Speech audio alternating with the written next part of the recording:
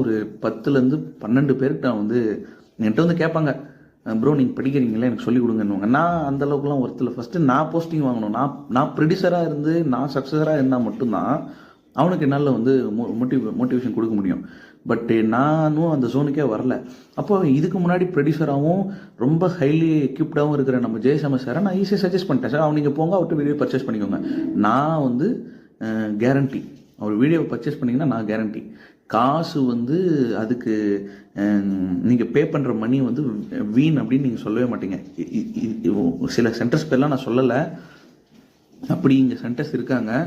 அவங்கெல்லாம் வந்து பார்த்தீங்கன்னா ஃபஸ்ட்டு ஜெயசம சாரோட சேர்த்து கன்ஸ்ட்ரக்டிவாக அவங்களையும் நான் சஜஸ்ட் பண்ணியிருக்கேன் 2 பேருக்கு. அதுலேயும் பாருப்பா கிடைக்குதா, ஏன்னா எல்லாராலையும் வாங்க முடியாது. 40,000 50,000 வரும். நிறைய வீட்டில் வந்து ஃபினான்ஷியலாக அவங்க ஸ்டேபிள் இருக்க மாட்டாங்க. ஸ்டேபிள் இந்த சென்ஸ் ஃபினான்ஷியலாக அவ்வளோ அவங்க